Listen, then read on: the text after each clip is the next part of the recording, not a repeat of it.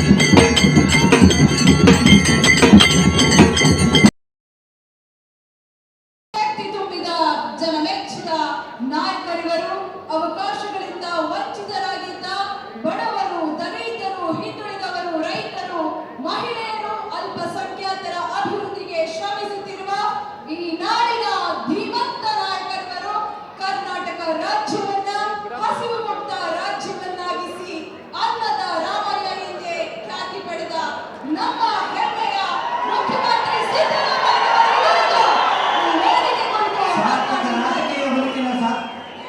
ದೀರ್ಘಾವಧಿಯ ಮುಖ್ಯಮಂತ್ರಿ ಎಂಬ ಹೆಗ್ಗಳಿಕೆ ಪಾತ್ರರಾಗಿ ಅವರೇ ನಮ್ಮ ಹೆಮ್ಮೆಯ ಕರ್ನಾಟಕ ರಾಜ್ಯ ಸರ್ಕಾರದ ಶ್ರೀಯುತ ಸನ್ಮಾನ ಮುಖ್ಯಮಂತ್ರಿ ಸಿದ್ದರಾಮಯ್ಯ ಮಾತಾಡಬೇಕೆಂದು ಕೇಳ್ತಾರೆ. ಮಹರ್ಷಿ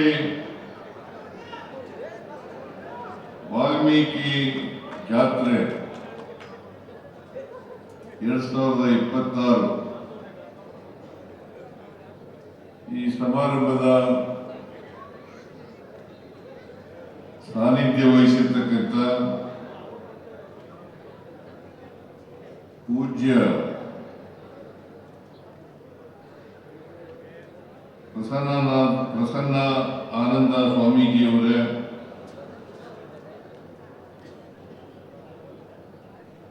ವೀರಶೈವ ಲಿಂಗಾಯತ ಪಂಚಮಶಾಲಿ ಪೀಠದ ಸ್ವಾಮೀಜಿಗಳಾದಂಥ ವಚನಾನಂದ ಸ್ವಾಮೀಜಿಯವರೇ,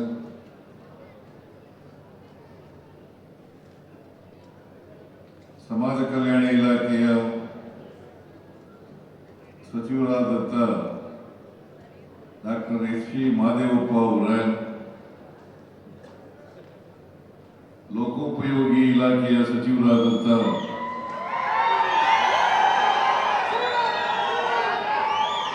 ಶ್ರೀ ಸತೀಶ್ ಜಾರಕಿಹೊಳಿ ಅವರೇ, ವಿಧಾನಸಭೆಯ ಉಪಾಧ್ಯಕ್ಷರಾದಂಥ ಶ್ರೀ ರುದ್ರಪ್ಪ ಲಮಾಣಿ ಅವರೇ,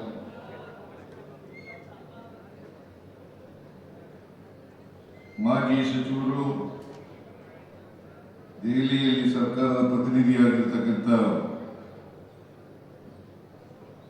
ಶ್ರೀ ಟಿ.ಬಿ. ಜಯಚಂದ್ರ ಅವರೇ,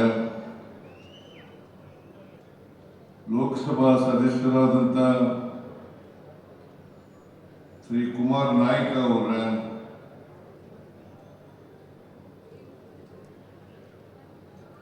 ಮಹರ್ಷಿ ವಾಲ್ಮೀಕಿ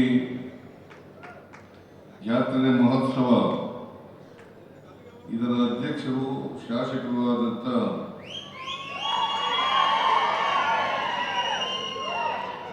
ಶ್ರೀ ಬಸವನಗೌಡ ದದ್ದಲ್ ಅವರೇ, ವಿಧಾನ ಪರಿಷತ್ ಸದಸ್ಯರು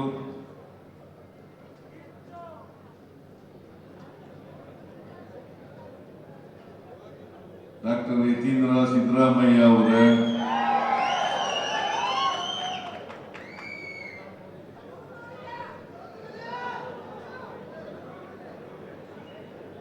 ಮೊಳಕಾಲ್ಮೂರು ಶಾಸಕರಾದಂಥ ಗೋಪಾಲ್ ಕೃಷ್ಣ ಅವರೇ,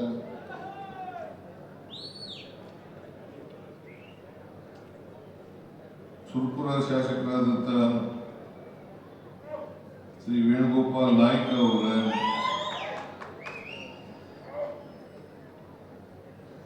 ಚಳ್ಳಕೆರೆ ಶಾಸಕರಾದಂಥ ಶ್ರೀ ರಘುಮೂರ್ತಿ ಅವರೇ,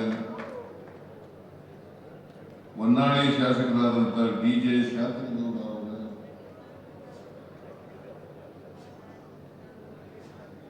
ಮಾಯಕೊಂಡ ಶಾಸಕರಾದಂಥ ಶ್ರೀ ಬಸವಂತಪ್ಪ ಅವರೇ,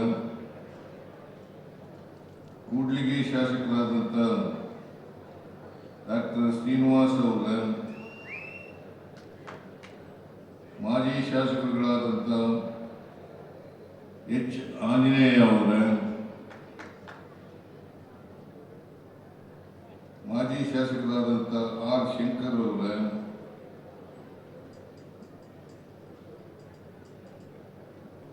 ತಾಂಡಾಭಿವೃದ್ಧಿ ನಿಗಮದ ಅಧ್ಯಕ್ಷರಾದಂಥ ಶ್ರೀ ಜಯದೇವ್ ನಾಯ್ಕ್ ಅವರೇ, ದ್ರಾಕ್ಷಾರಸ ಅಭಿವೃದ್ಧಿ ಮಂಡಳಿಯ ಅಧ್ಯಕ್ಷರಾದಂಥ ಶ್ರೀ ಯೋಗೇಶ್ ಅವರೇ, ಶ್ರೀನಿವಾಸ್ ಹೇಳದ್ನ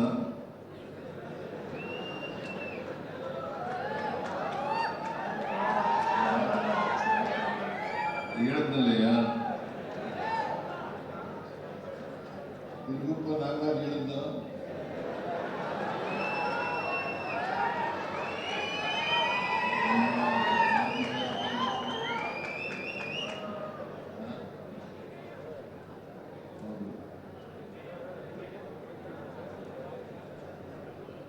ಎಲ್ಲರೂ ಹೇಳಿದ್ದೀನಿ. ಹೆಚ್ಚು ಕಡಿಮೆ ಬಿಟ್ಟು ಹೋಗಿದ್ರೆ ಯಾರು ತಪ್ಪಿರ್ಕೋಬಾರ್ದು, ಕ್ಷಮಿಸಬೇಕು. ಯಾರಾದರೂ ಮಾಜಿ ಶಾಸಕರು, ಮಾಜಿ ಮಂತ್ರಿಗಳು ಬಿಟ್ಟೋಗಿದ್ರೆ ದಯಮಾಡಿ ಯಾರು ತಪ್ಪು ತಿಳ್ಕೋಬಾರದು, ಅವರು ಸಹಕರಿಸಬೇಕು ಅಂತೇಳಿ ಅವರಲ್ಲಿ ಮನವಿಯನ್ನು ಮಾಡಲಿಕ್ಕೆ ಬಯಸ್ತಾ ಇದ್ದೇನೆ. ಈ ಜಾತ್ರೆಯಲ್ಲಿ ಆಹ್ವಾನಿತರಾಗಿ ಬಂದಿರತಕ್ಕಂಥ ಎಲ್ಲ ಈ ವಾಲ್ಮೀಕಿ ಸಮಾಜದ ಬಂಧುಗಳೇ,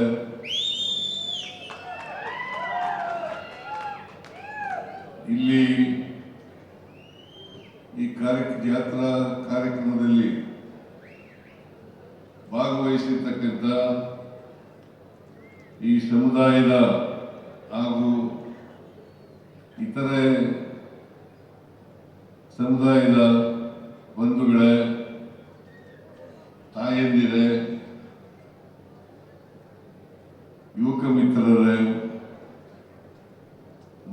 ವರ್ಗದ ಸ್ನೇಹಿತರೆ,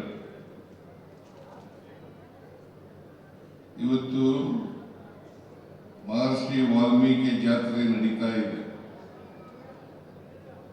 ನಿನ್ನೆಯಿಂದ ಪ್ರಾರಂಭ ಆಗಿದೆ. ಅನೇಕ ವಿಚಾರಗಳನ್ನ ನಿಮ್ಮ ಮುಂದೆ ಮಂಡಿಸಿದ್ದಾರೆ ಅಂತಕ್ಕಂಥ ಮಾತುಗಳನ್ನ ಹೇಳಲಿಕ್ಕೆ ಬಯಸ್ತಾ ಇದ್ದೇನೆ. ಒಂದು ಜಾತ್ರೆ ಅಂತಂದ್ರೆ ಎಲ್ಲ ಒಗ್ಗೂಡೋದು ಅಂತಂದ್ರೆ ಬಹುಶಃ ನಿಮ್ಮಲ್ಲಿ ನಮ್ಮ ಸಾಮಾಜಿಕ ವ್ಯವಸ್ಥೆಯ ಬಗ್ಗೆ, ಇತಿಹಾಸದ ಬಗ್ಗೆ ಜಾಗೃತಿಯನ್ನು ಉಂಟು ಮಾಡ್ತಕ್ಕಂಥದ್ದು. ಪ್ರತಿಯೊಬ್ಬರಿಗೂ ಕೂಡ ನಮ್ಮ ಸಾಮಾಜಿಕ ವ್ಯವಸ್ಥೆ ಮತ್ತು ಅದರ ಇತಿಹಾಸ ಗೊತ್ತಿರಬೇಕು. ಅದಕ್ಕೋಸ್ಕರ ಈ ಜಾಗೃತಿಯನ್ನು ಉಂಟು ಮಾಡಲಿಕ್ಕೋಸ್ಕರ ಪ್ರತಿ ವರ್ಷ ಸ್ವಾಮೀಜಿಯವರು ಈ ಜಾತ್ರೆಯನ್ನು ಹಮ್ಮಿಕೊಂಡಿದ್ದಾರೆ. ಬರೀ ವಾಲ್ಮೀಕಿ ಸಮುದಾಯದ ಜಾತ್ರೆ ಜನರಷ್ಟೇ ಅಲ್ಲ, ಇಡೀ ಶೋಷಿತ ಸಮಾಜ,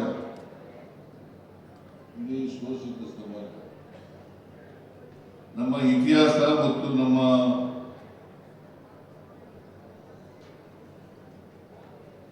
ಸಾಮಾಜಿಕ ವ್ಯವಸ್ಥೆಯನ್ನ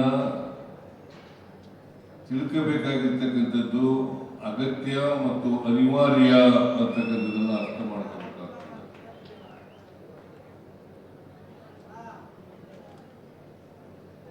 ಅದಕ್ಕೇನೆ ಬಾಬಾ ಸಾಹೇಬ್ ಅಂಬೇಡ್ಕರ್ ಅವರು ಒಂದು ಮಾತನ್ನು ಹೇಳ್ತಾ ಇದ್ರು. ಅದೇನಪ್ಪ ಅಂತಂದ್ರೆ, ಯಾರಿಗೆ ಇತಿಹಾಸ ಗೊತ್ತಿರಲ್ಲ ಅವ್ರು ಯಾರು ಕೂಡ ಭವಿಷ್ಯವನ್ನು ನಿರ್ಮಾಣ ಮಾಡಲಿಕ್ಕೆ ಸಾಧ್ಯ ಇಲ್ಲ. ಅದಕ್ಕೋಸ್ಕರ ಇತಿಹಾಸ ತಿಳ್ಕೋಬೇಕು. ನಾವು ಇವತ್ತು ಈ ಪರಿಸ್ಥಿತಿಯಲ್ಲಿ ಇದ್ರೆ ಇದಕ್ಕೆ ಕಾರಣಗಳೇನು, ಸಾಮಾಜಿಕ ಕಾರಣಗಳೇನು, ಇದರ ಹಿನ್ನೆಲೆ ಏನು, ಇದರ ಇತಿಹಾಸ ಏನು, ಇದನ್ನ ಪ್ರತಿಯೊಬ್ಬ ಶೋಷಿತ ಸಮಾಜದ ವ್ಯಕ್ತಿಯೂ ಕೂಡ ತಿಳ್ಕೊಂಡು ಮುಂದೆ ಉತ್ತಮವಾದಂಥ ಭವಿಷ್ಯವನ್ನು ನಿರ್ಮಾಣ ಮಾಡಲಿಕ್ಕೆ ಪ್ರಯತ್ನವನ್ನ ಮಾಡಬೇಕು. ಇದು ಅತ್ಯಂತ ಅಗತ್ಯ ಮತ್ತು ಅನಿವಾರ್ಯ ಅಂತಕ್ಕಂಥ ಮಾತುಗಳನ್ನ ಈ ಸಂದರ್ಭದಲ್ಲಿ ಹೇಳಲಿಕ್ಕೆ ಬಯಸ್ತಾ ಇದ್ದೇನೆ. ಬಾಬಾ ಸಾಹೇಬ್ ಅಂಬೇಡ್ಕರ್ ಅವರು ಇನ್ನೊಂದು ಮಾತು ಹೇಳಿದರು. ಹಿಂದುಳಿದಿರ್ತಕ್ಕಂಥ ಸಮಾಜಗಳು, ಶೋಷಿತ ಸಮಾಜಗಳು, ನಾವು ಅರ್ಥ ಮಾಡ್ಕೋಬೇಕಾಗಿರ್ತಕ್ಕಂಥದ್ದು, ಇವತ್ತು ಶಿಕ್ಷಣ, ಸಂಘಟನೆ, ಹೋರಾಟ ಈ ಮೂರು ಬಹಳ ಮುಖ್ಯ. ಶಿಕ್ಷಣ, ಸಂಘಟನೆ, ಹೋರಾಟ ಇವರು ಮಾಡಿದ್ರೆ ಮಾತ್ರ ನಮ್ಮ ಹಕ್ಕುಗಳನ್ನು ಪಡ್ಕೊಳ್ಳಲಿಕ್ಕೆ ಸಾಧ್ಯ ಆಗ್ತದೆ, ನಮ್ಮ ಹಕ್ಕುಗಳನ್ನು ರಕ್ಷಣೆ ಮಾಡಲಿಕ್ಕೆ ಸಾಧ್ಯ ಆಗ್ತದೆ, ಮತ್ತೆ ಮುಂದೆ ಸಮಾಜವನ್ನು ನಿರ್ಮಾಣ ಮಾಡಲಿಕ್ಕೆ ಸಾಧ್ಯ ಆಗ್ತದೆ ಅಂತಕ್ಕಂಥ ಮಾತುಗಳನ್ನ ತಿಳ್ಕೋಬೇಕಾಗ್ತದೆ. ಶಿಕ್ಷಣ ಇಲ್ಲದೆ ಹೋದರೆ ನಾವು ಸಮಾಜದ ಉದ್ಧಾರ ಆಗಲಿಕ್ಕೆ ಸಾಧ್ಯ ಇಲ್ಲ, ಮುಖ್ಯವಾಗಿ ಬರಲಿಕ್ಕೆ ಸಾಧ್ಯ ಇಲ್ಲ. ಮತ್ತೆ ಮೌಢ್ಯ, ಕಂದಾಚಾರಗಳು ಇವುಗಳಿಂದ ದೂರ ಆಗಲಿಕ್ಕೆ ಸಾಧ್ಯ ಇಲ್ಲ. ಇದನ್ನು ನಾವು ಅರ್ಥ ಮಾಡ್ಕೋಬೇಕಾಗ್ತದೆ. ಅದಕ್ಕೆ ಮಹರ್ಷಿ ವಾಲ್ಮೀಕಿಯವರು ಕೂಡ ಶಿಕ್ಷಣವನ್ನ ಅವರ ಕುಟೀರದಿಂದಲೇ ಪ್ರಾರಂಭ ಮಾಡಿದರು. ಆ ಕಾಲದಲ್ಲಿ ಶಿಕ್ಷಣ ಗೊತ್ತಾಗಬೇಕು. ಯಾಕಂತಂದ್ರೆ ನಮಗೆ ಸಂವಿಧಾನ ಬರೋದಕ್ಕಿಂತ ಮುಂಚಿತವಾಗಿ ಎಲ್ಲರಿಗೂ ಶಿಕ್ಷಣ ಸಿಗ್ತಕ್ಕಂಥ ಸಮಾನ ಅವಕಾಶಗಳು ಇರಲಿಲ್ಲ. ಬಹಳ ವರ್ಷಗಳ ಕಾಲ ನಾವೆಲ್ಲರೂ ಕೂಡ ಶಿಕ್ಷಣದಿಂದ ವಂಚಿತರಾಗಿದ್ದವು. ಸಮಾನ ಅವಕಾಶಗಳು ಇದ್ದಿದ್ರೆ ನಮ್ಮೆಲ್ಲರಿಗೂ ಶಿಕ್ಷಣ ಸಿಗ್ತಾ ಇತ್ತು. ಶಿಕ್ಷಣದ ವ್ಯವಸ್ಥೆ ಇದ್ದೇ ಇದ್ದರಿಂದ ಒಂದು ವರ್ಣಾಶ್ರಮದ ಪ್ರಕಾರ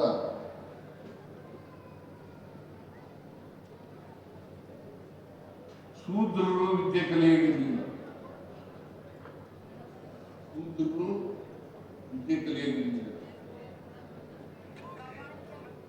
ಪಾಪ ವಾಲ್ಮೀಕಿ ಮಹರ್ಷಿಗಳು ಹೇಗೋ ವಿದ್ಯೆ ಕಲಿತು ಶ್ರೀರಾಮಾಯಣ ಮಹಾಕಾವ್ಯವನ್ನೇ ಈ ದೇಶಕ್ಕೆ ಕೊಟ್ಟರು.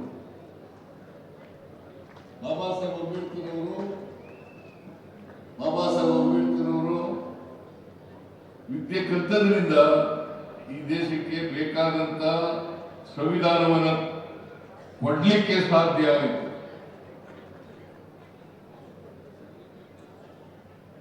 ಮಹಾಭಾರತ ಮಹಾಕಾವ್ಯ, ಇನ್ನೊಂದು ಮಹಾಕಾವ್ಯ,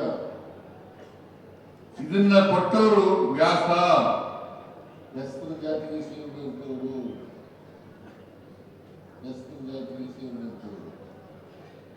ಅದರಿಂದ ನಾವು ಶಿಕ್ಷಣ ಇಲ್ಲದೆ ಹೋದರೆ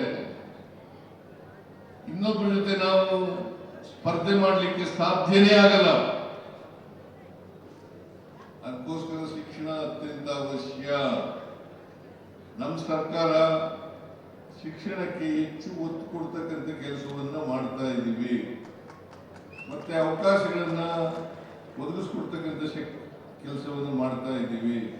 ಮತ್ತು ಎಲ್ಲ ಜನರಿಗೆ, ಯಾರ್ಯಾರು ಸಾಮಾಜಿಕವಾಗಿ ಆರ್ಥಿಕವಾಗಿ ಹಿಂದುಳಿದಿದ್ದಾರೆ ಅವ್ರಿಗೆಲ್ಲರಿಗೂ ಕೂಡ ಆರ್ಥಿಕವಾಗಿ ಸಾಮಾಜಿಕವಾಗಿ ಶಕ್ತಿ ಕೊಡ್ತಕ್ಕಂಥ, ಅವರನ್ನು ಸಬಲೀಕರಣ ಮಾಡ್ತಕ್ಕಂಥ ಕೆಲಸವನ್ನು ಮಾಡ್ತಾ ಇದ್ದೀವಿ. ಇದನ್ನ ಪ್ರತಿಯೊಬ್ಬರು ಕೂಡ ಅರ್ಥ ಮಾಡ್ಕೋಬೇಕಾಗ್ತದೆ. ಬಾಬಾ ಸಾಹೇಬ್ ಅಂಬೇಡ್ಕರ್ ಅವರು ಒಂದು ಮಾತನ್ನ ಹೇಳ್ತಾರೆ, ನಮಗೆ ಸಿಕ್ಕಿರ್ತಕ್ಕಂಥ ಸ್ವಾತಂತ್ರ್ಯ 1947 ಆಗಸ್ಟ್ 15ನೇ ತಾರೀಕು ಸ್ವಾತಂತ್ರ್ಯ ಸಿಕ್ತು. ಈ ಸ್ವಾತಂತ್ರ್ಯ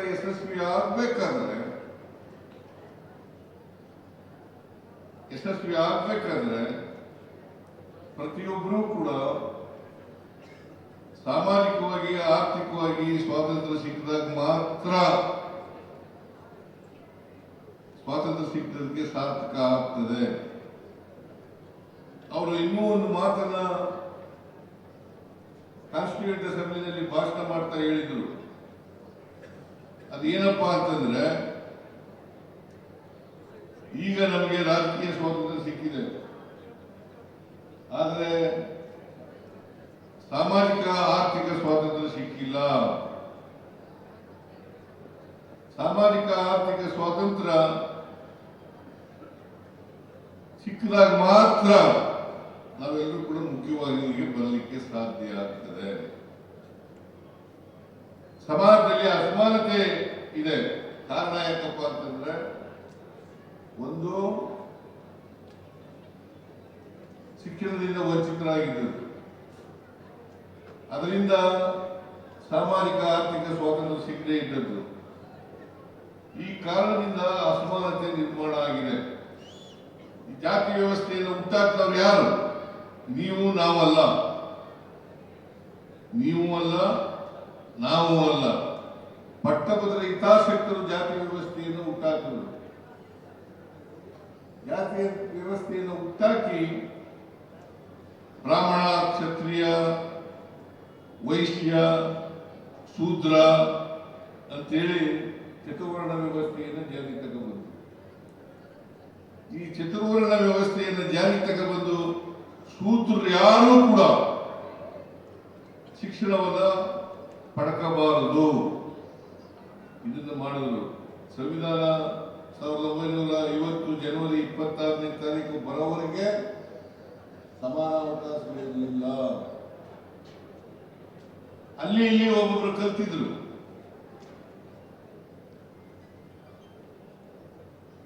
ಹಾಗಾಗಿ ಕೆಲವರು ಶಿಕ್ಷಣವನ್ನು ಪಡ್ಕೊಂಡಿದ್ರು,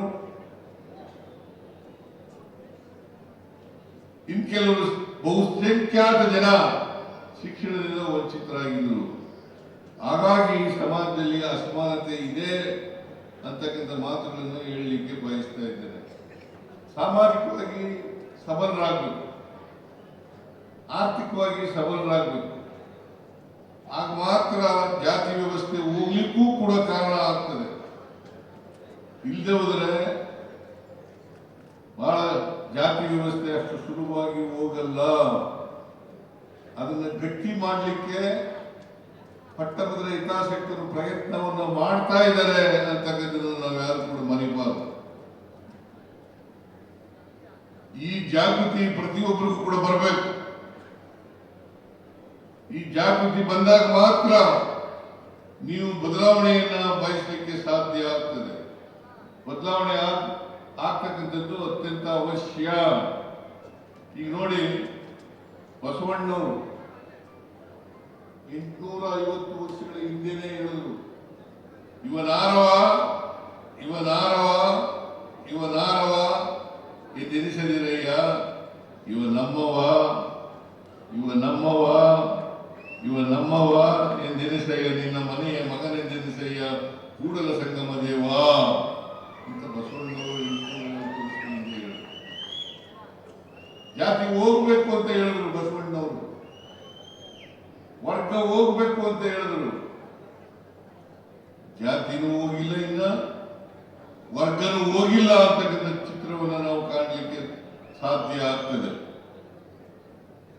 ಅದಕ್ಕೋಸ್ಕರ ಜಾತಿ ಇದೆಯಲ್ಲ, ಇದು ಚಲನೆ ಇದೆ ಅಂತಕ್ಕಂಥ ಒಂದು ವ್ಯವಸ್ಥೆ. ಚಲನೆ ಇದೆ ಅಂತಕ್ಕಂಥ ವ್ಯವಸ್ಥೆ. ಚಲನೆ ಸಿಕ್ಕಬೇಕಾದ್ರೆ ಜಾತಿಗಳಿಗೆ ಆರ್ಥಿಕವಾಗಿ ಸಾಮಾಜಿಕವಾಗಿ ಶಕ್ತಿ ಬಂದಾಗ ಮಾತ್ರ ಚಲನೆ ಬರಲಿಕ್ಕೆ ಸಾಧ್ಯ ಆಗ್ತದೆ. ಬಹಳ ವರ್ಷಗಳಿಂದ ಈ ಆರ್ಥಿಕ ಸಾಮಾಜಿಕ ಶಕ್ತಿ ಬರದೆ ಇಲ್ಲದಂತೆ ನೋಡ್ಕೊಳ್ತಕ್ಕಂಥದ್ದೇ ಬಹಳ ಪ್ರಯತ್ನ. ಅದ್ರ ಜೊತೆಗೆ ಮೌಢ್ಯಗಳು, ಕಂದಾಚಾರಗಳು, ಮೂಢನಂಬಿಕೆಗಳು ಇವುಗಳನ್ನ ಬಿತ್ತಿ ಬಿತ್ತಿ ಅದನ್ನ ಬೆಳೆಸಿ ಅದನ್ನ ಭದ್ರ ಆಗ್ತಕ್ಕಂಥ ಗಟ್ಟಿ ಆಗ್ತಕ್ಕಂಥ ಕೆಲಸವನ್ನ ಮಾಡಿದ್ದಾರೆ. ಗಟ್ಟಿ ಮಾಡ್ತಕ್ಕಂಥ ಕೆಲಸವನ್ನು ಮಾಡಿದ್ದಾರೆ. ಇದನ್ನ ನಾವೆಲ್ಲರೂ ಕೂಡ ಅರ್ಥ ಮಾಡ್ಕೋಬೇಕಾಗ್ತದೆ. ನೀವು ಯಾಕಪ್ಪ ಅದಕ್ಕೆ ಕರ್ಮ ಸಿದ್ಧಾಂತವನ್ನು ಬಸವಾದಿ ಶರಣರು ತಿರಸ್ಕಾರ ಮಾಡಿದ್ರು. ಬಸವಾದಿ ಶರಣರು ಕರ್ಮ ಸಿದ್ಧಾಂತವನ್ನು ತಿರಸ್ಕಾರ ಮಾಡಿದ್ರು. ನೀವು ಯಾಕೆ ಹಿಂಗಿದ್ಯಾ, ಅವಿದ್ಯಾವಂತನಾಗಿದ್ಯಾ, ನಿನ್ಗೆ ಯಾಕೆ ಹೊಟ್ಟೆಗೆ ಇಟ್ಟಿಲ್ಲ, ನಿನ್ಗೆ ಯಾಕೆ ಸೂರಿಲ್ಲ, ನೀನ್ ಯಾಕೆ ಶಿಕ್ಷಣದಿಂದ ವಂಚಿತನಾಗಿದ್ಯಾ ಅಂತಂದ್ರೆ, ನಮ್ಮ ಕರ್ಮ ಸ್ವಾಮಿ ಹಿಂದಿನ ಕರ್ಮದಲ್ಲಿ ಮಾಡಿದ್ರು, ಅದಕ್ಕೋಸ್ಕರ ಕರ್ಮ ಈ ಜೀವನದಲ್ಲಿ ಅನುಭವಿಸಬೇಕಾಗಿದೆ. ಯಾವ ಜನ್ಮನೂ ಇಲ್ಲ, ಕರ್ಮನೂ ಇಲ್ಲ, ಜನ್ಮನೂ ಇಲ್ಲ, ಆ ಜನ್ಮನೂ ಇಲ್ಲ, ಈ ಜನ್ಮನೂ. ಹಿಂದಿನ ಜನ್ಮದಲ್ಲಿ ಕರ್ಮ ಮಾಡಿದ್ದು, ಅದಕ್ಕೋಸ್ಕರ ಹಿಂಗ್ ಹುಟ್ಟಿದ್ದೀವಿ. ಇದನ್ನ ಹೇಳ್ಕೊಟ್ರವ್ರು ಯಾರು ಅಂತಂದ್ರೆ, ಇದನ್ನ ಗಟ್ಟಿ ಮಾಡೋರು ಯಾರಪ್ಪ ಅಂತಂದ್ರೆ ಪಟ್ಟಭದ್ರ ಹಿತಾಸಕ್ತರು. ಪಟ್ಟಭದ್ರ ಹಿತಾಸಕ್ತರು ನಾವೆಲ್ಲ ತಿಳ್ಕೋಬೇಕಾಗ್ತದೆ. ಗೊತ್ತಾಯ್ತಾ? ಪಟ್ಟಭದ್ರ ಹಿತಾಸಕ್ತರು ಗಟ್ಟಿ ಮಾಡಿಬಿಟ್ಟಿದ್ದಾರೆ. ಹಾಗಾದ್ರೆ ನಮ್ಮ ಮನೆಯಲ್ಲಿ 6 ಜನ ನಾವು ಅಣ್ಣ ತಂದಿರು, ಅಕ್ಕ ತಂಗಿರು, ಅಣ್ಣ ತಂದಿರು. 2 ಅಕ್ಕದಿರು ಅವಿದ್ಯಾವಂತರು. ನಮ್ಮ ಅಣ್ಣ ಒಬ್ಬ ಮಾತ್ರ 4ನೇ ತರಗತಿಯವರೆಗೆ ಓದಿದ್ದ. ಇನ್ನಿಬ್ರು ತಂದಿರು, ಅವರು ಓದ್ಲಿಲ್ಲ. ನಾನು ಒಬ್ಬ ಲಾಯರ್ ಆದೆ, ವಿದ್ಯಾವಂತನಾದೆ. ಈ ವಿದ್ಯಾವಂತನಾದ್ರಿಂದ ಮುಖ್ಯಮಂತ್ರಿನೂ ಆದೆ. ಒಂದು ವೇಳೆ ನಾವು ವಿದ್ಯಾವಂತ ಆಗಿರ್ಲಿಲ್ಲ ಅಂತಂದ್ರೆ ಮುಖ್ಯಮಂತ್ರಿ ಆಗ್ಲಿಕ್ಕೆ ಸಾಧ್ಯ ಇಲ್ಲ. ಸಾಧ್ಯ ಆಯ್ತಿದ್ದ ಲಾಯರ್ ಆಗ್ಲಿಕ್ಕೆ ಸಾಧ್ಯ ಆಯ್ತಿದ್ದ. ನೋಡಿ, ಹೆಂಗೆ ಹಾಗಾದ್ರೆ ಬ್ರಹ್ಮ ಮಾತ್ರ ನನ್ನ ನೆಲೆ ಬರೆದಿದ್ದ, ನೀನು ವಿದ್ಯಾವಂತರಾಗು ಅಂತ ಮಾತ್ರ ಬರ್ತಿದ್ದ, ನಾನು ಉಳಿದವರೆಲ್ಲ ಅವಿದ್ಯಾವಂತರಾಗುವಂತ ಬರ್ತಿದ್ದ, ಅದು ಬರೀಲಿಕ್ಕೆ ಸಾಧ್ಯನೇ ಇಲ್ಲ, ಬರೀಲಿಕ್ಕೆ ಸಾಧ್ಯನೇ ಇಲ್ಲ. ಇಂಥದ್ದೆಲ್ಲ ಹುಟ್ಟಾಕ್ಬಿಟ್ಟಿದ್ದಾರೆ.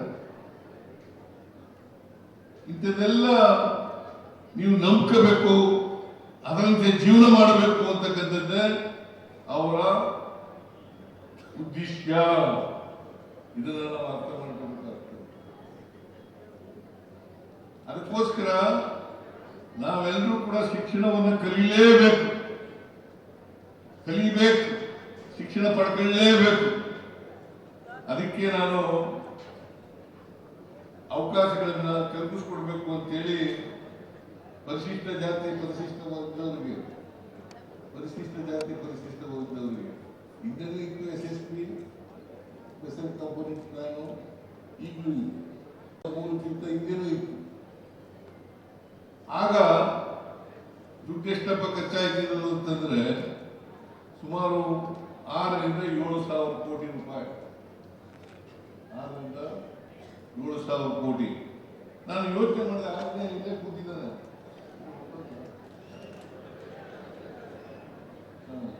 ಆಂಜನೇಯ ಸಮಾಜ ಕಲ್ಯಾಣ ಸಚಿವನಾಗಿದ್ದ. ನಾನು ಹೇಳಿದೆ, ಪರಿಶಿಷ್ಟ ಜಾತಿ ಪರಿಶಿಷ್ಟ ವರ್ಗದ ಜನಸಂಖ್ಯೆಗೆ ಅನುಗುಣವಾಗಿ SCP TSP ಖರ್ಚಾಗಬೇಕು ಅಂತಕ್ಕಂಥ ಮಾತುಗಳನ್ನು ಹೇಳಿದೆ. ಅದಕ್ಕೆ ಒಂದು ಕಾನೂನನ್ನು ತರಬೇಕು ಅಂತಕ್ಕಂಥ ತೀರ್ಮಾನ ಮಾಡಿ ನಮ್ಮ ಸರ್ಕಾರ ಆಗ 2003ರಲ್ಲಿ ಬೆಳಗಾವಿನಲ್ಲಿ ಅಧಿವೇಶನದಲ್ಲಿ ಅಲ್ಲಿ ಕಾನೂನನ್ನು ಮಾಡೋದು. 2013 ಡಿಸೆಂಬರ್ 5ನೇ ತಾರೀಕು ಕಾನೂನನ್ನು ಮಾಡೋದು. ಆ ಕಾನೂನು ಮಾಡೋದ್ರಿಂದ ಇವತ್ತು 2025-26ಕ್ಕೆ SCP TSP ಕಾಯ್ದೆ ಹಣ ಎಷ್ಟಪ್ಪ ಅಂತಂದ್ರೆ ಜನಸಂಖ್ಯೆಗೆ ಅನುಗುಣವಾಗಿ ಹಣ ಅಭಿವೃದ್ಧಿ ಕೆಲಸದಲ್ಲಿ ಖರ್ಚು ಮಾಡಬೇಕಾಗಿರ್ತಕ್ಕಂಥದ್ದು 42,018 ಕೋಟಿ ರೂಪಾಯಿ. 6,000 ಇತ್ತು, ಇವತ್ತು 42,018 ಕೋಟಿ. ಸ್ವಲ್ಪ ನ್ಯೂನತೆಗಳಿರ್ಬೋದು, ಇಲ್ಲ ಅಂತ ನಾನು ಹೇಳಕ್ ಹೋಗಲ್ಲ. ಆ ನ್ಯೂನತೆಗಳನ್ನು ಸರಿಪಡಿಸ್ತಕ್ಕಂಥ ಪ್ರಾಮಾಣಿಕ ಪ್ರಯತ್ನವನ್ನ ಮಾಡ್ತೇವೆ ಅನ್ನತಕ್ಕಂಥ ಮಾತುಗಳನ್ನ ಈ ಸಂದರ್ಭದಲ್ಲಿ ಹೇಳಲಿಕ್ಕೆ ಬಯಸ್ತಾ ಇದ್ದೇನೆ. ಭಾರತೀಯ ಜನತಾ ಪಕ್ಷದವರು ಬಹಳ ಹೇಳ್ತಾರೆ, 4 ವರ್ಷ ಅಧಿಕಾರದಲ್ಲಿದ್ದರು. 4 ವರ್ಷ ಅಧಿಕಾರದಲ್ಲಿದ್ದ ಅವರು ಒಟ್ಟು SCP TSP ನಲ್ಲಿ ಖರ್ಚು ಮಾಡಿದಂತ ಹಣ 1,10,000 ಕೋಟಿ 4 ವರ್ಷದಲ್ಲಿ. ನಾವು 3 ವರ್ಷದಲ್ಲಿ ಖರ್ಚು ಮಾಡಿರ್ತಕ್ಕಂಥ ಹಣ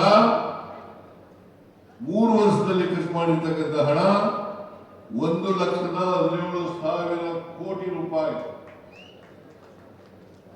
1,17,000 ಕೋಟಿ 3 ವರ್ಷದಲ್ಲಿ ನಾವು ಖರ್ಚು ಮಾಡಿದ್ದೇವೆ. ಅವರು 4 ವರ್ಷದಲ್ಲಿ 1,10,000 ಕೋಟಿ ರೂಪಾಯಿಗಳನ್ನು ಖರ್ಚು ಮಾಡೋದು. ಅವರು ಈಗ ನಮಗೆ ಪಾಠ ಹೇಳ್ಕೊಡ್ತಾರೆ. ನಾನು ಮೊನ್ನೆ ವಿಧಾನಸಭೆಯಲ್ಲಿ ವಿಧಾನ ಪರಿಷತ್ನಲ್ಲಿ ಮಾತಾಡ್ತಾ ಹೇಳಿದೆ, ಇಷ್ಟು ಖರ್ಚು ಮಾಡಿದೀವಪ್ಪ ನಾವು, ನೀವು ಮಾಡಕ್ಕಾಗಲಿಲ್ಲ ಅಂತ ಹೇಳಿದಾಗ ಅವರು ಇಲ್ಲ, ಈ ಕಾನೂನಿನ ತಂದಿದ್ದೀರಿ, ಕಾನೂನು ತಂದ್ಬಿಟ್ಟು ಬೇರೆ ಇದಕ್ಕೆ ಖರ್ಚು ಮಾಡ್ತೀರಿ, SC ಜನಾಂಗ ST ಜನಾಂಗ ಬಿಟ್ಟು ಬೇರೆಯವ್ರಿಗೆಲ್ಲ ಖರ್ಚು ಮಾಡ್ತೀವಿ. ಆಯ್ತಪ್ಪ, ನಾನು ನ್ಯೂನತೆಗಳು ಇಲ್ಲ ಅಂತ ಹೇಳಿಲ್ಲ, ಆದ್ರೆ ಈ ಕಾನೂನನ್ನ ತಂದಿರ್ತಕ್ಕಂಥದ್ದು ಇಡೀ ದೇಶದಲ್ಲಿ ಆಂಧ್ರ ಮತ್ತು ತೆಲಂಗಾಣ, ಅದು ಬಿಟ್ರೆ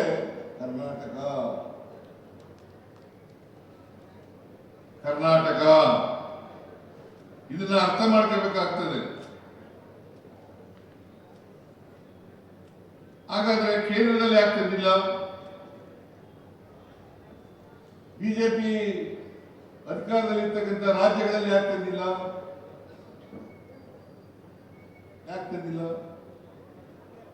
ಇದನ್ನ ತಿಳ್ಕೋಬೇಕು. ಈಗ ನಾವು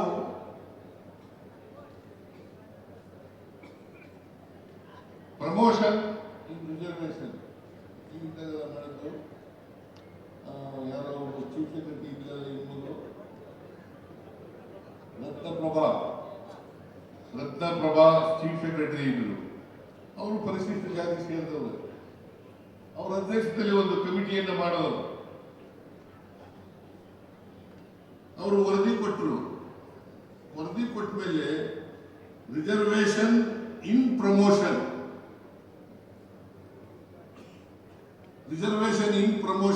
ನಾವು ಒಂದು ಕಾಯ್ದೆ ಮಾಡೋದು.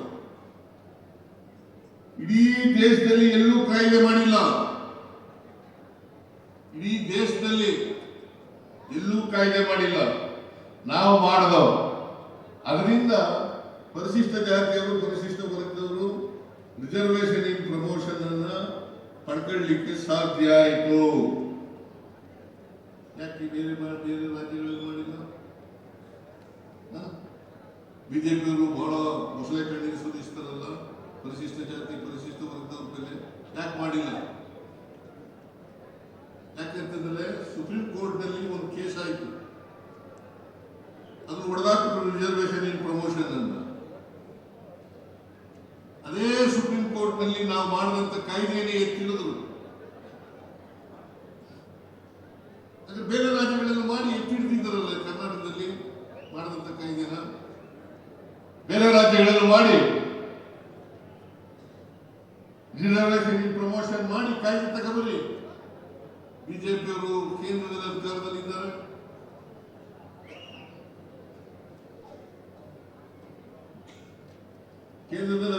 ಇದ್ದಾರೆ. ಯಾಕೆ ಮಾಡಲ್ಲ? ಇದನ್ನ ನಾವೆಲ್ಲರೂ ಕೂಡ ತಿಳ್ಕೊಳ್ಬೇಕು.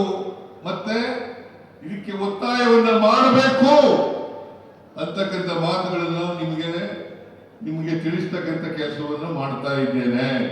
ನಿಮ್ಮಲ್ಲಿ ಮನವಿ ಮಾಡ್ತಾ ಇದ್ದೇನೆ, ಒತ್ತಾಯವನ್ನು ಮಾಡಬೇಕು.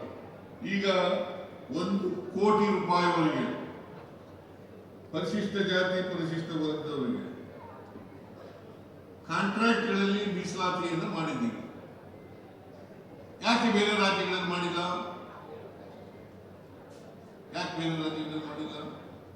ಪರಿಶಿಷ್ಟ ಜಾತಿ, ಪರಿಶಿಷ್ಟ ವರ್ಗದವರಿಗೆ 1 ಕೋಟಿ ಕೆಲಸದವರಿಗೆ ನಾವು ರಿಸರ್ವೇಶನ್ ಅನ್ನು ಮಾಡಿದ್ದೀವಿ. ಯಾಕೆ ಬೇರೆ ರಾಜ್ಯಗಳಲ್ಲಿ ಮಾಡಿಲ್ಲ? ಇದನ್ನ ನಾವು ಅರ್ಥ ಮಾಡ್ಕೋಬೇಕಾಗ್ತದೆ. ಆದ್ರಿಂದ ಅವರು ಏನೂ ಮಾಡಲ್ಲ, ಆದರೂ ಜನರಿಗೆ ತಪ್ಪು ತಿಳುವಳಿಕೆಯನ್ನು ಕೊಡ್ತಕ್ಕಂಥದ್ದು, ತಪ್ಪು ದಾರಿಗಳಿರ್ತಕ್ಕಂಥ ಪ್ರಯತ್ನವನ್ನ ಮಾಡ್ತಾ ಇದ್ದಾರೆ ಅಂತಕ್ಕಂಥ ಮಾತುಗಳನ್ನ ಈ ಸಂದರ್ಭದಲ್ಲಿ ಹೇಳಲಿಕ್ಕೆ ಬಯಸ್ತಾ ಇದ್ದೇನೆ. ಅದನ್ನ ನೀವು ತಿಳ್ಕೋಬೇಕಾಗ್ತದೆ. ಯಾವ ಸರ್ಕಾರ ನಿಮ್ ಪರವಾಗಿದೆ, ಯಾವ ಸರ್ಕಾರ ನಿಮ್ ಪರವಾಗಿಲ್ಲ. ನೀವೆಲ್ಲರೂ ಕೂಡ ಯಾವ ಸರ್ಕಾರ ನಿಮ್ ಪರವಾಗಿದೆ, ನಾನು ಕಾಂಗ್ರೆಸ್ಗೆ ಬೆಂಬಲಿಸಿ ಅಂತ ಹೇಳಲ್ಲ, ಯಾವ ಸರ್ಕಾರ ನಿಮ್ ಪರವಾಗಿದೆ ಅನ್ನೋದನ್ನ ಅರ್ಥ ಮಾಡ್ಕೋಬೇಕು. ಅದಕ್ಕೋಸ್ಕರವಾಗಿ ಇವತ್ತು ಏನ್ ನಡೀತಾ ಇದೆ ಅಂತಕ್ಕಂಥದ್ದನ್ನು ಕೂಡ ತಿಳ್ಕೋಬೇಕಾಗ್ತದೆ. ಇಂಥ ಜಾತ್ರೆಗಳಲ್ಲಿ ಚರ್ಚೆ ಆಗಬೇಕು.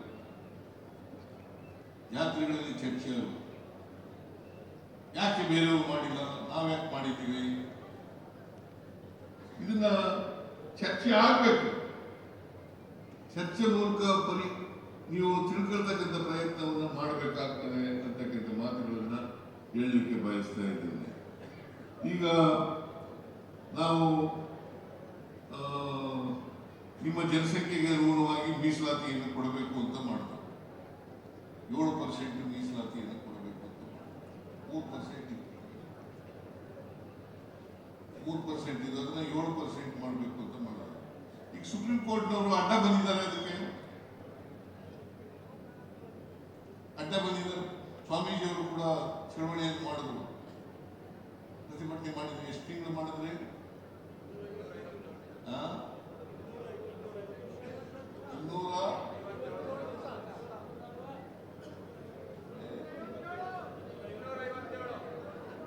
257 ದಿನ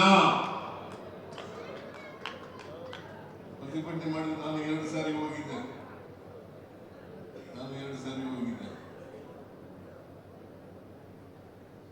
ಆಮೇಲೆ ನಮ್ಮ 24.1% ಇದ್ದಾರೆ ಪರಿಶಿಷ್ಟ ಜಾತಿ ಪರಿಶಿಷ್ಟ ವರ್ಗದವರು. 17.1% ಪರಿಶಿಷ್ಟ ಜಾತಿ, 1.5 ಮತ್ತೆ 7% ಪರಿಶಿಷ್ಟ ವರ್ಗದವರು. ಎರಡೂ ಸೇರಿದ್ರೆ 24.1% ಆಗಿದೆ. ಅವರು ಜನಸಂಖ್ಯೆ ಅನುಗುಣವಾಗಿ ಪರಿಶಿಷ್ಟ ಜಾತಿ ಪರಿಶಿಷ್ಟ ವರ್ಗದವರಿಗೆ ಮೀಸಲಾತಿಯನ್ನು ಕೊಡಬೇಕು ಅಂತೇಳಿ ತೀರ್ಮಾನ ಆಗಿ ಅದನ್ನು ಜಾರಿಗೂ ಕೊಟ್ಟಾಯಿತು. ಜಾರಿ ಕೊಟ್ಟ ಮೇಲೆ ಈಗ ಸುಪ್ರೀಂ ಕೋರ್ಟ್ ಅಡ್ಡ ಬಂದಿದೆ. ಅದಕ್ಕೆ ನಾನು ಹೇಳ್ತಾ ಇದ್ದೀನಿ,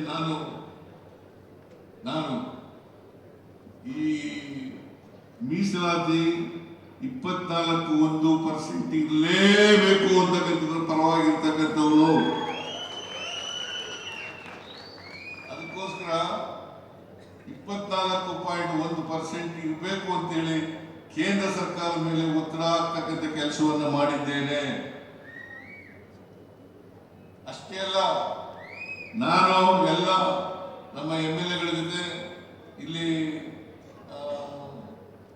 ಲೋಕಸಭಾ ಸದಸ್ಯರಿದ್ದಾರೆ,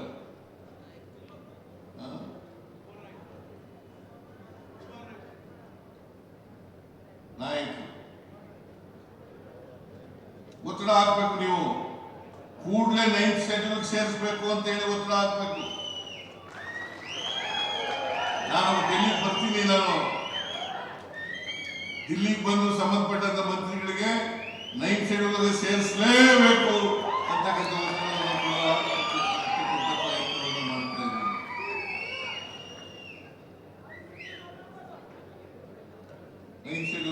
ಸೇರಿಸಲೇಬೇಕು. ಇಲ್ಲದೆ ಹೋದ್ರೆ ಮಾಡುದು ವ್ಯರ್ಥ ಆಗ್ತದೆ. 24.1% ಮಾಡಬೇಕು ಅಂತಕ್ಕಂಥದ್ದು ಅದು ವ್ಯರ್ಥ ಆಗ್ತದೆ. ಜನಸಂಖ್ಯೆಗೆ ಅನುಗುಣವಾಗಿ ಇಲ್ಲದೆ ಹೋದ್ರೆ ಸಮಾನತೆ ಬರಲಿಕ್ಕೆ ಸಾಧ್ಯನೇ ಇಲ್ಲ. ಉದ್ಯೋಗದಲ್ಲಿ ಸಮಾನತೆ, ಶಿಕ್ಷಣದಲ್ಲಿ ಸಮಾನತೆ, ಆರ್ಥಿಕವಾಗಿ ಸಮಾನತೆ, ರಾಜಕೀಯವಾಗಿ ಸಮಾನತೆ, ಇದು ಬರದೇ ಹೋದರೆ ಸಮಾಜವನ್ನು ನಿರ್ಮಾಣ ಮಾಡಲಿಕ್ಕೆ ಸಾಧ್ಯನೇ ಆಗಲ್ಲ. ಇನ್ನು ಹೇಳ್ತಲೇ ಇರಬೇಕಾಗುತ್ತೆ. ಸಮಾಜ ನಿರ್ಮಾಣ ಮಾಡ್ತೀವಿ, ಎಲ್ರಿಗೂ ಸಮಾನ ಅವಕಾಶಗಳನ್ನು ಕೊಡ್ತೀವಿ ಅಂತ ಹೇಳ್ತಲೇ ಇರಬೇಕಾಗುತ್ತೆ. ಅದರಿಂದ ಇದು ಅಕ್ಷರ ಸಹ ಜಾರಿ ಆಗ್ಬೇಕು. ಇದನ್ನ ಮಾಡತಕ್ಕಂಥ ಪ್ರಯತ್ನವನ್ನು ಮಾಡಿದ್ದೇವೆ. ಅದು ನಮ್ಮ ಗದ್ದಲೂರು ಜಾತ್ರಾ ಸಮಿತಿಯ ಅಧ್ಯಕ್ಷರು ಅವರು ಕೆಲವು ಮನವಿಗಳನ್ನು ಕೊಟ್ಟಿದ್ದಾರೆ, ಬೇಡಿಕೆಗಳನ್ನು ಇಟ್ಟಿದ್ದಾರೆ. ಆ ಬೇಡಿಕೆಗಳನ್ನೆಲ್ಲ ಹಂತವಾಗಿ ನಿವಾರಣೆ ಮಾಡ್ತೇವೆ. ನಮ್ಮ ಸರ್ಕಾರದ ಉದ್ದೇಶನೇ ಸಮಾಜ ನಿರ್ಮಾಣ ಮಾಡ್ತಕ್ಕಂಥದ್ದು, ಅಸಮಾನತೆಯನ್ನು ಹೋಗಲಾಡಿಸ್ತಕ್ಕಂಥದ್ದು. ಅಸಮಾನತೆ ಯಾರಿಗೂ ಇರಬಾರದು.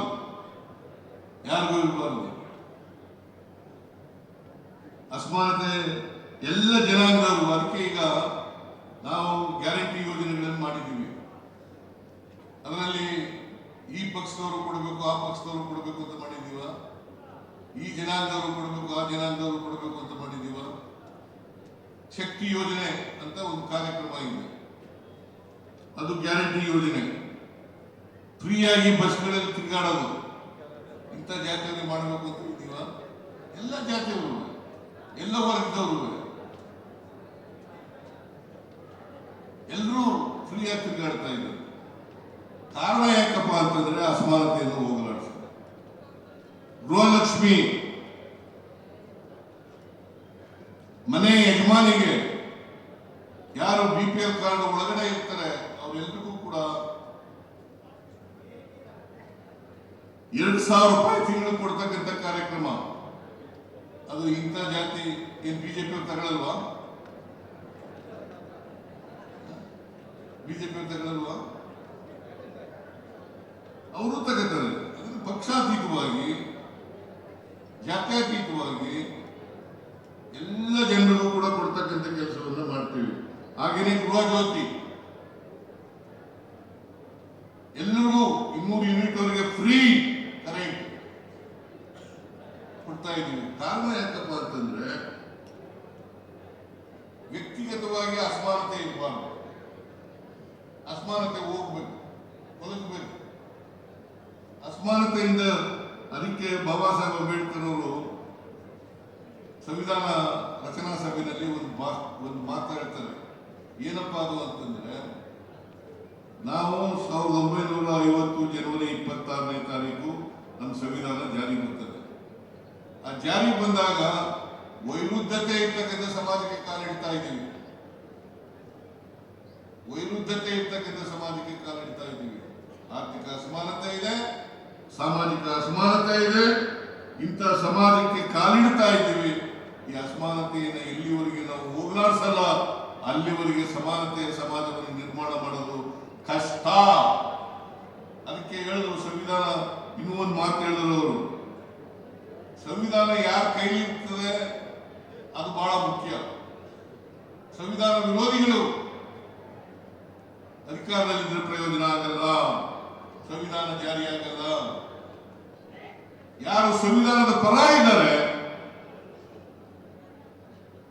ಅವರು ಕೈನಲ್ಲಿದ್ದರೆ ಮಾತ್ರ ಸಂವಿಧಾನ ಜಾರಿಯಾಗದು. ಇದನ್ನ ಬಾಬಾ ಸಾಹೇಬ್ ಅಂಬೇಡ್ಕರ್ ಅವರು 1949 ಇಸ್ವಿ ನವೆಂಬರ್ 25ನೇ ತಾರೀಕಿಗೆ ಹೇಳಿದ್ರು. ಇದನ್ನ ನಾವು ಅರ್ಥ ಮಾಡ್ಕೋಬೇಕಾಗ್ತದೆ. ಆದ್ರಿಂದ ಜನರು ಕೂಡ ಖಾಲಿ ಆಗ್ತಾ ಇದ್ದಾರೆ ಸ್ವಾಮೀಜಿ.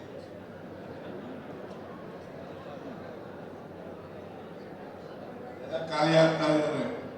ಅದರಿಂದ ನಾನು ನನ್ನ ಭಾಷಣ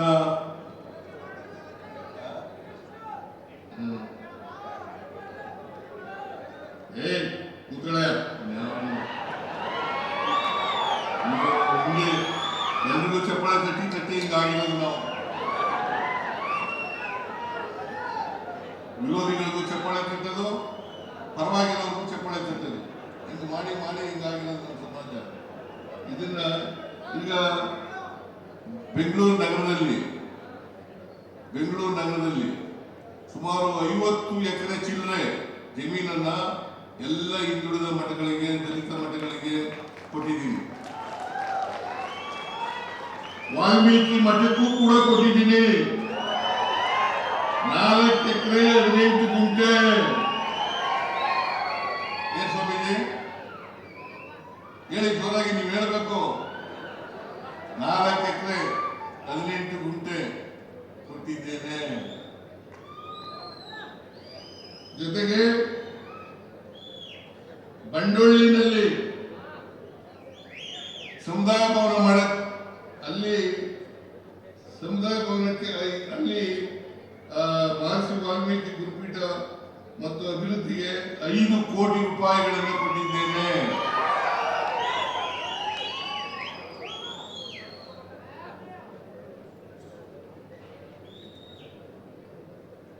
ಆಮೇಲೆ ನಕಲಿ ಪ್ರಮಾಣ ಪತ್ರ ಅಂತ ಹೇಳಿದಿರಲ್ಲ, ಅದನ್ನ ತಡೆಗಟ್ಟಲಿಕ್ಕೆ ನಾವು ಈಗಾಗಲೇ ಕ್ರಮ ತಗೊಂಡಿದ್ದೇವೆ. ಗೊತ್ತಾಯ್ತಾ ಏನ್ ಸ್ವಾಮೀಜಿ? ಇನ್ನು ಸಮುದಾಯ ಭವನ ಮಾಡಲಿಕ್ಕೆ 2 ಎಕರೆ ಜಮೀನನ್ನು ಕೊಟ್ಟಿದ್ದೇನೆ. ಯಾವ ಊರಿನಲ್ಲಿ?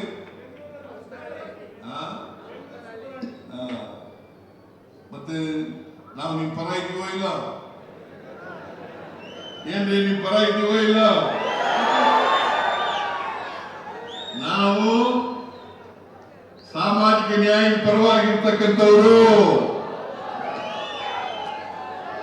ನೀವು ನಂಬಿ ಬಿಡಿ, ನಾನು ಎಲ್ಲಿವರೆಗೆ ಅಧಿಕಾರದಲ್ಲಿ ಇರ್ತೀನಿ ಅಲ್ಲಿವರೆಗೆ ಎಲ್ಲ ಜನರಿಗೂ ಕೂಡ, ಎಲ್ಲ ಬಡವರಿಗೂ ಕೂಡ, ಯಾವುದೇ ಸಮಾಜ ಇರಲಿ ಆ ಬಡವರಿಗೆಲ್ಲರಿಗೂ ಕೂಡ ನ್ಯಾಯ ಕೊಡ್ತಕ್ಕಂಥ ಪ್ರಯತ್ನವನ್ನ ಮಾಡ್ತೇನೆ.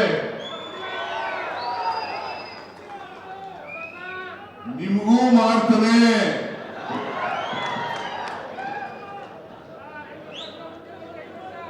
ಅದರಿಂದ ನೀವೆಲ್ಲರೂ ಕೂಡ ನಮ್ಮ ಸಾಮಾಜಿಕ ವ್ಯವಸ್ಥೆಯ ಇತಿಹಾಸವನ್ನ ತಿಳ್ಕೊಳ್ಬೇಕು ಅಂತಕ್ಕಂಥ ಮಾತುಗಳನ್ನ ಹೇಳಿ ಇಂಥ ಜಾತ್ರೆ ಮಹೋತ್ಸವ ಯಶಸ್ವಿಯಾಗಲಿ ಅಂತ ಹೇಳ್ತಾ ನನ್ನ ಮಾತುಗಳನ್ನು ಮುಗಿಸ್ತೇನೆ.